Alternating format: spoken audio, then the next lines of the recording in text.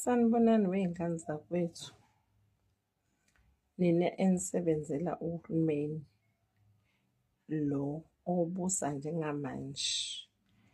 Ngicela nje ukunikhumbuza, kunjani manje mekunje? Angithi thina laba sasingamfuni umsholozi ngoba umsholozi kuthiwa wenze lokhuya, wenze lokhuya, lo wenze lokhuya. Ngiyanibuza, ngithi kunjani mekunje? 4.7%. Kuthiwa siwenzeni? Lowo 4.7% sunikwa emva kwesikhathi esingakanani? Sekukhuphuke kangaka uphethroli? Sekukhuphuke kangakanani ukudla? Yazi manje ngiphuma ukuyothenga nje into encane. Kwathiwa kufuneka le-1,000. Ngayibuza ukuthi Jesu, kazi sizosurvive kanjani ngemva kokhetho? Uma ngabe kukhona abantu abasafuna i-ANC basacabangana ne-ANC behlupheka. Ubacabanga kanjani abantu abahlala emizini emihle right, abakhunywa ngokuthi banamabhiliyoni? Wena ungenalo, uma ucabanga bazoke bakucabangele uma kuthiwa khona into ebizayo. Ngoba bona ayibaphathi kabi leyo nto. Namkhiphe uZuma. Sisanganisiwe lana u-SABC ngoba sazi impela ngo-SABC. uZuma owayesinika i-increment. Hayi, ngifuna abantu abasebenzela uhulumeni bangiphendule. Kunjani mekunje? Angizi sihlala iminyaka emithathu iy'ngane singaholi, singatholi increment.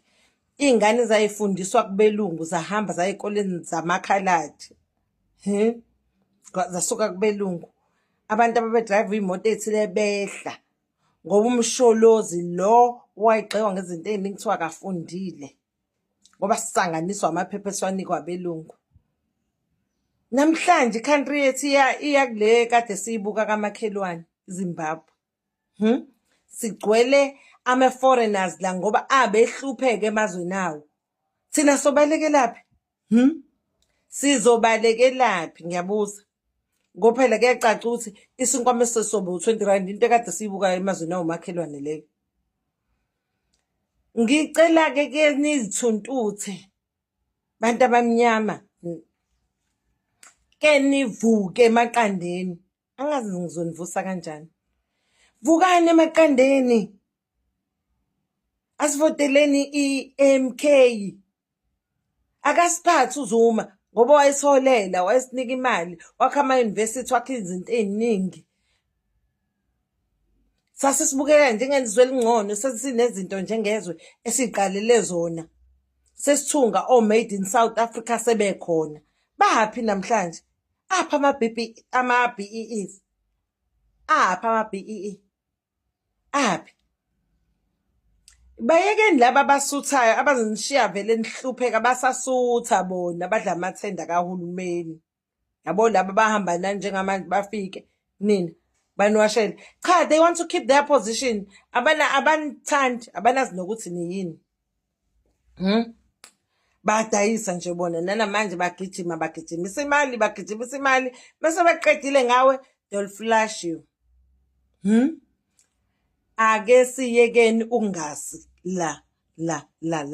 Mekuthiwa umuntu omnyama akasile, kusho ezinye izizwe zithi hawu laba balunge benje banikeza ibhamu kuphela into abayizobadubulani.